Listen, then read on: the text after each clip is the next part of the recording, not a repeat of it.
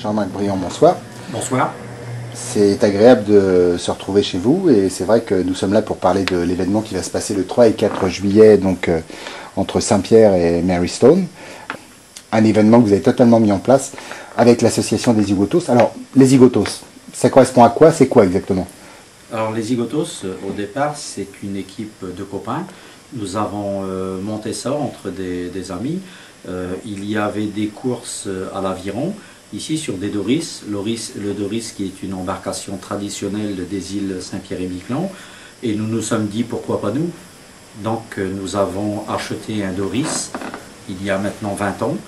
Et Ce Doris appartenait à qui? Alors il appartenait aux affaires maritimes au départ, il servait à l'apprentissage maritime.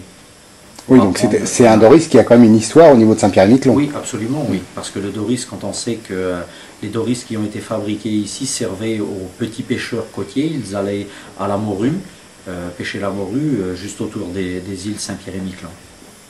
D'accord. Et donc cette association des Zigotos, alors, où c'était un groupement d'amis Oui, c'est ça. C'est ça, vous avez raison. Au départ, c'était plus un groupement d'amis qu'autre chose.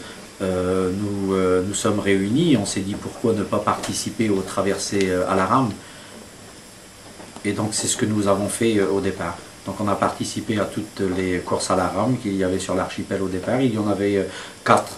Donc c'est ce qu'on a fait pendant environ 7-8 ans. Donc c'était des courses entre Saint-Pierre, Langlade. C'est ça.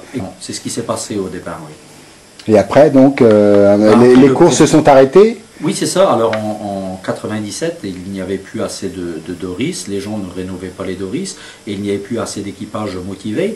Donc nous nous sommes dit, comme le Doris était encore en bon état, et on avait toujours un équipage, nous nous sommes dit pourquoi ne pas aller sur le Canada pour ramer, et c'est ce que nous avons commencé à faire en 1998.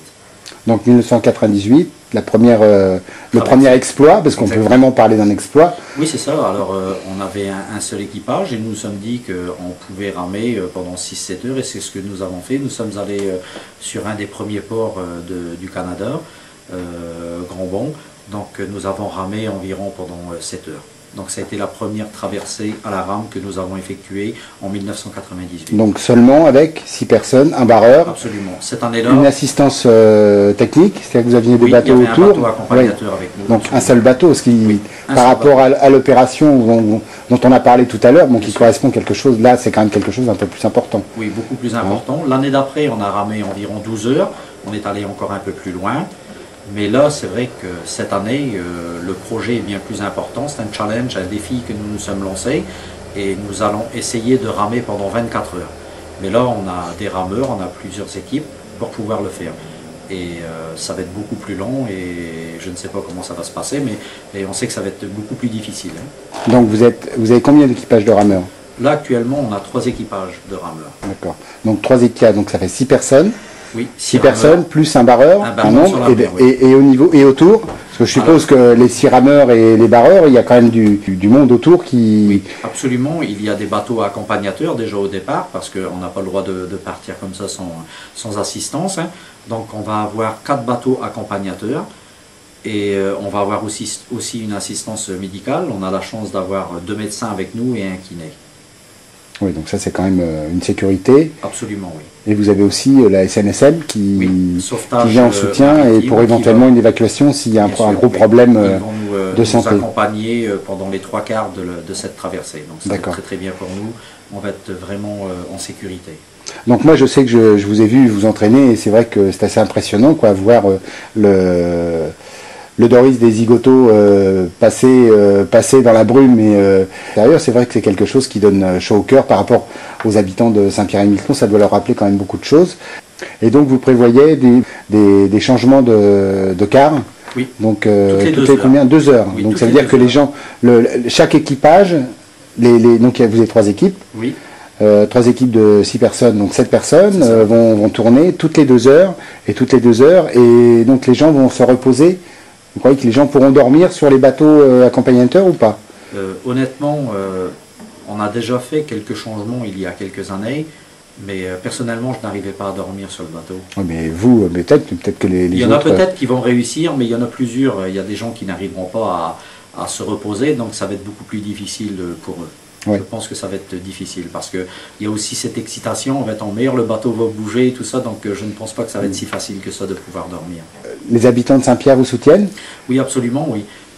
Déjà, pour remettre le Doris en état, eh bien, il a fallu faire appel à des sponsors.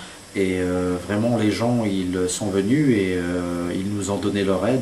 Et c'est grâce à ça que l'on a pu rénover, remettre en état le Doris des Zigotos. Et donc la population aussi sera là le 3, pardon, excusez-moi, le 3 juillet. 3 juillet, oui. Voilà, donc 3 juillet, 17h30. Oui, c'est ça. 17h30,17h30, exactement. 17h30, d'accord. Là, on est parti, on prend le Doris, les Zigotos montent dans le Doris, et la traversée se fait. Donc, à Mary Stone, de l'autre côté, ça se passe comment? Alors l'arrivée, nous avons demandé aux autorités là-bas, donc le maire va venir pour nous accueillir avec un de ses adjoints. Et il y aura aussi le Evening Telegrams, qui est le journal, le papier du jour là-bas. Donc ils vont mettre un petit commentaire pour nous aussi. Et il y aura aussi la radio locale, CHM, qui va être là et il va falloir raconter un petit peu comment ça s'est passé, cette traversée. Voilà. D'accord. Et après, Après, c'est une réunion entre amis et oui, c'est ça. voilà. Alors, on va essayer d'aller se reposer quelques heures quand même. Et puis après, on va se donner rendez-vous. On va aller manger ensemble dans un pub là-bas, manger ensemble, prendre un verre ensemble et puis sortir, faire une bonne fête comme on le fait à chaque fois que l'on fait ce genre de traversée. Et après la fête, le retour, donc vous revenez le dimanche soir? Oui, on revient le dimanche soir, toujours avec les bateaux qui nous auront accompagnés. Et, donc, en Doris? Non, non, en Doris, non. Ça ne sera pas possible parce que la nuit va être sûrement courte, on ne va pas beaucoup dormir. Et là, le lendemain, eh bien, on viendra dans les bateaux à moteur. Et en espérant que la population de Saint-Pierre viendra vous accueillir pour la réalisation de cet exploit. Oui, bien sûr. Voilà. Écoutez, je vous remercie d'avoir accepté de nous recevoir pour cette interview de la chaîne YouTube des Zigotos. Merci beaucoup.